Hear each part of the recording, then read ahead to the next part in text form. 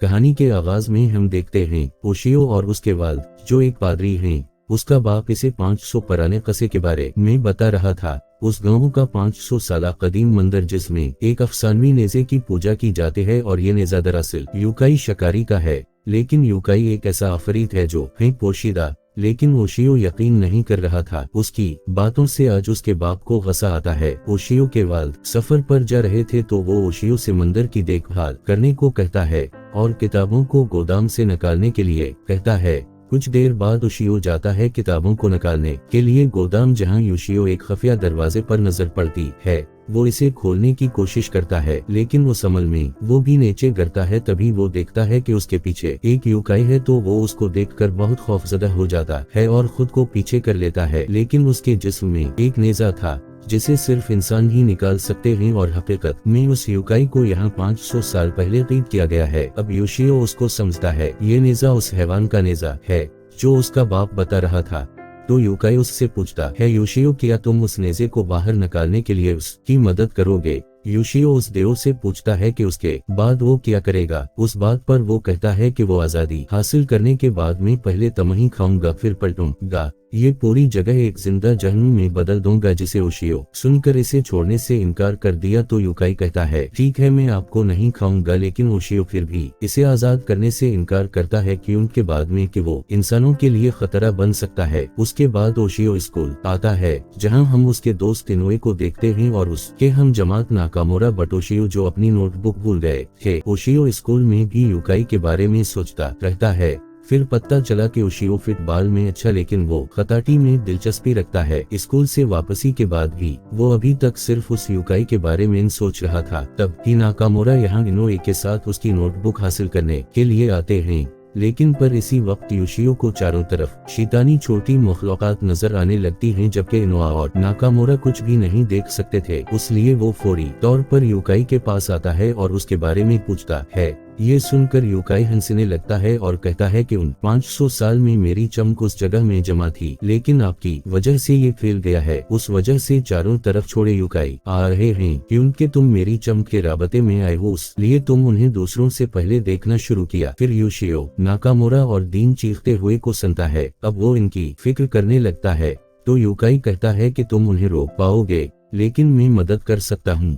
आपको उसके लिए मुझे आजाद करना होगा। उस वक्त ओशियो के पास कोई राह नहीं थी, इसलिए वो उससे इत्तेफाक करता है और उससे हैवान का नेज़ा निकाल देता है। लेकिन यूकाई उस पर हमला करता है क्योंकि वो ओशियो और उसके दोस्तों को खाना चाहता है। ये सुनकर ओशियो ने दरिंदे का नेज़ा मारा गसे में नीचे, जिसके बाद ये जल जाता है। उसकी रोह की तवानाई और यूकाई को सदमा पहुंचा। ये देखकर ओशियो ने नियाज अपने हाथ में पकड़ रखा था और वो बिल्कुल उस यूकाई शिकारी की तरह नजर आ रहा था जिसने इसे 500 साल पहले इसे शिकस्त दी थी। उसको देखकर यूकाई दौड़ता है और अपना वादा पूरा करने पर राजी होता है। छोटे यूकाई ने नाकामोरा और इनोआ को घेर लिया था और एक दूसरे के साथ फ्यूज करने लगे, लेकिन यूकाई और ओशियो एक साथ सब पर हमला करते हैं, छोटे यूकाई को मार देते हैं। तभी ओशियो को मालूम होता है कि नेज़ा उससे बात कर सकता है और ये इंसानी रूह को तवानाई में तब्दील करके काम करता है और जिसका वाहिद मकसद यूकाई का शिकार करना है। ये देखकर यूकाई यहाँ से भागना शुरू हो जाता है, बट ओशियो इसे जाने नहीं देती कि उसकी चमक से दूसरे यूकाई भी आ सकते हैं। ये सब सुनकर यूकाई नाराज हो जाता है, लेकिन वो नेज़ा की वजह से कुछ नहीं कर सकता था उसके बारे में और ओशियो ने उसका नाम तोरा रख देता है। अचानक नाकामोरा और अन वापस आते हैं, लेकिन यूकाई सिर्फ ओशियो को दिखाई दे रहा था। फिर यूकाई सोचने लगता है कि वो ओशियो खाएगा जैसे कि इसे मौके मिलता है। ओशियो भी मारने का सोच रहा था। बाद में तोरा टेलीविजन देख रहा है जिसमें वो एक सामुराई को देखता है और हमला कर देता है। टेलीविजन की वजह से इसे हकीकी समझता है। उस हरकत से ओशियो को बहुत गुस्सा आता है। अगले दिन तोरा भी ओशियो के साथ स्कूल आता है, लेकिन इसे ओशियो के अलावा कोई नहीं देख सकता था। अचानक एक फुटबॉल उसकी तरफ आता है जिसे तोरा एक लम्हे में तबाह कर देता है। सब ये देखकर हैरान हैं। उस वजह से एक बहस शुरू दोनों के दरमियान। तोरा कहता है कि हैवान का नेज़ा तुम्हारे हाथ में है, जिसकी वजह से मैं आपको कुछ नहीं कर रहा, लेकिन मैं करूंगा जब मुझे मारने का मौका मिलेगा तुम खा लूंगा। ये सब सुनकर योशियो भी इसे मारने की बात करता है। फिर नाकमवरा और अनवा पहुंच गए और इनको कल का वाकया एक ख्वाब सा लग रहा था। नाकमवरा और अनवा फिर स्कूल की पुरानी इमारत अंदर जाते और इनके साथ कुछ दूसरी तलबात भी होती हैं। वहाँ से इनको किताबें जमा करनी होती हैं। वो वहाँ एक पत्थर का मुजस्समा देखते हैं और नाकमवरा इसे करीब से देखने जाते हैं, लेकिन अचानक इसकी आंख में रोशनी जलती है। ताहम कोई भी ज्यादा उसकी तरफ तवज्जो नहीं करता है और सब अपनी तवज्जो किताबें जमा करने में लगा देते हैं। फिर अचानक एक अजीब ताकत मुजस्समा के अंदर से मुतहर्रिक होने लगती है। योशियो और तोरा अंदर क्लास रूम में हैं।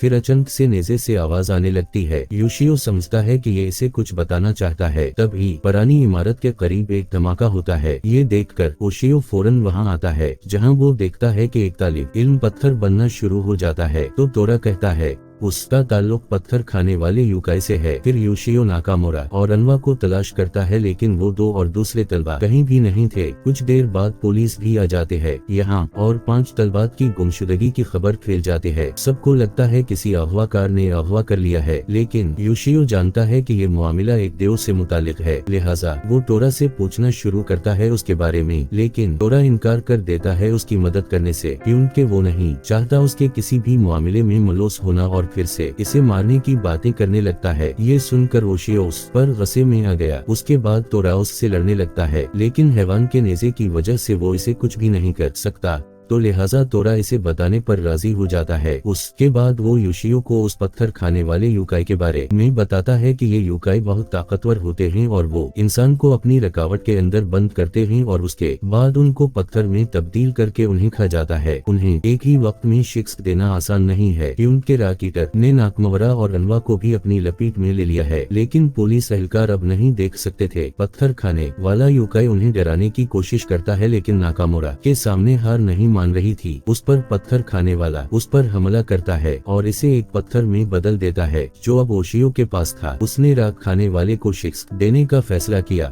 वो हैवान के नेज़े से रकावट को तोड़ता है और राक ईटर पर हमला करता है, लेकिन राक ईटर भी उस पर हमला करता है और नेज़ा गिर जाता है। बस तभी योशियो नाकामोरा को देखता है और दूसरे भी पत्थर बन गए हैं। ताहम तोरा योशियो की मदद नहीं कर रहा था। राक ईटर ने अब योशियो पर कब्जा कर लेता है। रकावट बंद होने लगती है तो तोरा नकुल जाता है, लेकिन योशियो के पास जानवर का नेज़ा नहीं था उसका हाथ में, इसलिए वो कुछ करने से कासिर था। अब योशियो तोरा से मदद मांगता है और पूछता है वो नाकामोरा और अनवा को दूर ले जाएगा। तोरा ये सुनकर चौंक गया क्योंकि योशियो उस हालत में भी दूसरों के बारे में सोच रहा था। अब पत्थर खाने वाला युकाई योशियो को पत्थर में तब्दील करने लगता है। फिर इसी दौरान तोरा नाकामोरा और अनवा को रकावट से बाहर निकालता है, मगर योशियो राक ईटर के सामने बुरी तरह पेंस गया था। तोरा देखकर कहता है आपको अपने बारे में सोचना चाहिए था। फिर योशियो कहता है कि आप कभी नहीं समझ पाओगे। उसके बाद राक ईटर योशियो को खाने के लिए आगे बढ़ता है। तभी तोरा को याद आता है कि योशियो उसका हक है, तो वो पत्थर खाने वाले युकाई को रोकने का फैसला करता है, लेकिन राक ईटर इसे भी पकड़ लेता है। ये योशियो देखकर फिर जानवर के नेज़े के बारे में सोचना शुरू कर देता है। अचानक दरिंदे का नेज़ा अड़ने लगता है अपने तौर पर और योशियो को चट्टान से आजाद करता है। उसके बाद योशियो दीवार को नेज़े की मदद से बंद होने से रोकने की कोशिश करता है, जबकि तोरा पत्थर खाने वाले युकाई पर अपनी बिजली से हमला करता है। उसके बाद तोरा योशियो के साथ बाहर आता है। ये देखकर सब हैरान हो जाते हैं, लेकिन राक ईटर भी अपने आप को किन खजूरे में तब्दील करता है और हमला करने आता है। तोरा फिर योशियो से कहता है कि तुम अपना थक नेज़े पर रखो और उसकी बाएं आंख पर हमला करो। योशियो बिल्कुल वही करता है और राक ईटर पर हमला करता है। अब ये देखकर सब हैरान हैं। उसके बाद योशियो सब तलबात को बचाता है और राक ईटर मारा जाता है, लेकिन अब ये खबर वायरल हो चुकी थी हर जगह और तोरा बहुत खुश था। अगले दिन में खुद को टीवी पर देखकर अगले दिन योशियो का बाप वापस आकर बताने लगता है उस देव के बारे में दोबारा, जिसमें वहाँ देव और शिकारी के दरमियान लड़ाई थी। ये लड़ाई 4 दिन तक चली। फिर शिकारी ने नेज़ा मारा और इसे एक जगह कैद कर दिया गया। फिर शिकारी एक राहब बन गया और वहाँ से आयातसू की बल्ड लाइन की इब्तिदा हुई है। इसलिए योशियो के वालिद ने इसे कोई भी जेर जमीन दरवाजा खोलने से मना किया, लेकिन वो नहीं जानता योशियो ने पहले ही आफरीद को आजाद कर दिया है। फिर उसके बाप ने दरिंदे का नेज़ा अंदर देखा योशियो का हाथ है, तो वो फौरन उसके पास आ गया, गोदाम को चेक किया और देखकर हैरान रह गए। तहखाने का खुला दरवाजा। फिर योशियो हनियो नामी एक फनकार की तरफ से बनाई गई पेंटिंग देखने जाता है। उस दौरान योशियो एक लड़की की अजीब पेंटिंग भी देखता है जिसे हानिया ने अपनी मौत से पहले बनाया था, और ये पेंटिंग दरअसल उसकी बेटी राको के लिए थी। मगर तोरा पेंटिंग एक अजीब अंदाज में देख रहा था ये, और कहने लगता है कि ये जिसने भी बनाई है पेंटिंग इंसानों के लिए एक लानत बन गई है, क्योंकि वो एक शैतान है। उसके बाद योशियो स्कूल आता है, जहाँ केंचुन तोरा के होते हुए इसे बहुत मारा। तोरा को ये देखकर बहुत मजा आ रहा है। फिर एक लड़की यहाँ आती है और कहती है, छोड़ दो, अगर आप चाहें तो इसके बदले आप मुझे मार सकते हैं। इसे देख कर हानिया की याद आ गई पेंटिंग और उस लड़की को पहचानता है। लेकिन फिर कुछ तलबा बात करते हैं कि उसने 4 बार खुदकुशी की कोशिश की है। योशियो रिको से दरख्वास्त करता है अपनी पेंटिंग का मॉडल के लिए, लेकिन राको इनकार कर देती है ये और कहती है कि अगर आप मेरी पैरवी करेंगे तो फिर तुम भी मरोगे। लेकिन योशियो उसकी बात को संजीदगी से नहीं लेता। फिर अचानक एक ट्रक इसे टकराने वाला होता है, लेकिन वो हैवानी नेज़े की मदद से खुद को बचाता है। तब ही तोरा को बड़ी रोह भागते हुए नजर आती है। उसके बाद हम रिको को देखते हैं कि वो अपने बाप से ये सब रोकने के लिए कहती है। अब योशियो नाकामोरा के पास आता है और इसे बताता है कि रिको के साथ कुछ अजीब हवा है। फिर नाकामोरा बताती है कि जब रिको आई थी हमारे स्कूल वो किसी से बात नहीं करती थी, उसके अलावा वो लड़कों को भी मना करती थी उसकी पैरवी करने से, लेकिन जिसने नहीं किया उसकी न सुनी वो उसके बाद एक परअसरार हादसा के अंदाज में मर जाते थे। उसके बाद रिको ने कई बार खुदकुशी करने की कोशिश भी की, ताहम वो हर बार बच गई। उसके अलावा उसने भी खबरदार किया नाकामोरा को वो उसके करीब न आए, और उसने कहा कि एक शैतान अब मेरे साथ रहता है। उन सब चीजों को जानने के बाद योशियो हैरान रह गया, लेकिन घर वापस आते हुए केंचुन ने इसे रोका और रिको से दूर रहने को कहा। फिर योशियो पूछता है कि रिको क्यों अकेली रहती है। केंचुन फिर बताता है रिको की माँ किसी के साथ भाग गई, उसके वालिद को धोखा दिया, जिसकी वजह से हानियो को बड़ा झटका लगा और तब से राको कुछ दिनों के बाद उदास होने लगी। हानियो ने भी एक तस्वीर बनाते हुए अपनी जान दे दी और तब से अजीब वाकयात राको के साथ होने लगे। अगले मंजर में हनो का शैतान बाहर आता है पेंटिंग और कहना शुरू कर देता है कि रिको सिर्फ मेरी है, इसलिए मैं इसके करीब किसी को भी नहीं आने देता। स्कूल के अगले दिन एक त्योहार के लिए एक रक्स की मुश्क होती है, लेकिन रिको सिर्फ दूर से देख रही थी। इसे योशियो देखकर उसके साथ डांस करने को कहता है। अब रिको ने इनकार करने की कोशिश की, लेकिन ताहम योशियो इसे रक्स करने पर राजी करता है। फिर अचानक एक तूफान यहाँ आता है और हानिया का शैतान योशियो पर हमला करने लगता है। ये राको देखकर उससे ऐसा न करने की दरख्वास्त करती है, तो योशियो समझता है कि ये है उस तमाम मुसीबत की जड़। फिर वो योशियो पर हमला करने आता है, लेकिन तोरा उसके सामने आ जाता है और कहता है कोशिश भी न करना मेरे खाने को छूने की भी। उसके बाद बिजली की चमक के साथ उस पर हमला करता है, जिससे आनियो भाग जाता है।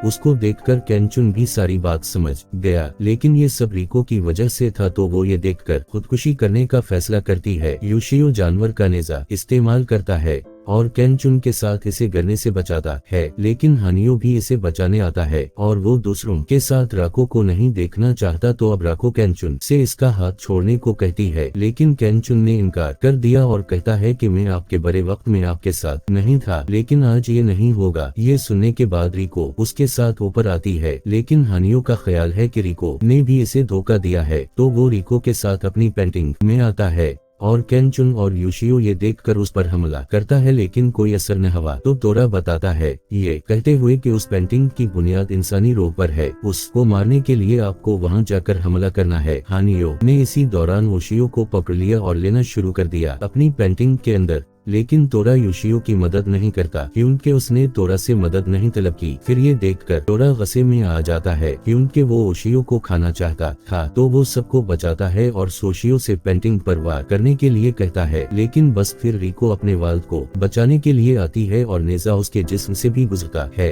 ये देखकर केंचुन और योशियो परेशान हो गए, तो तोरा उससे पता चलता है कि जानवर का नेजा बनाया गया था सिर्फ राक्षसों को मारने के लिए, तो रिको को कुछ नहीं होगा। उसके बाद आनियो की पेंटिंग तबाह हो जाते हैं और हानियो की रूह रिको से कहता है कि वो अपनी खुशी तलाश करे, जिसके बाद उसकी रूह गायब हो जाते है। पेंटिंग वापस दोबारा रंगीन हो जाते हैं और आखिर में रिको भी मुस्कुराना शुरू कर देती है, लेकिन केंचुन योशियो और तोरा की असलियत के बारे में नहीं जानता। शनाख्त उसके बाद कष्ट खत्म हो जाते हैं।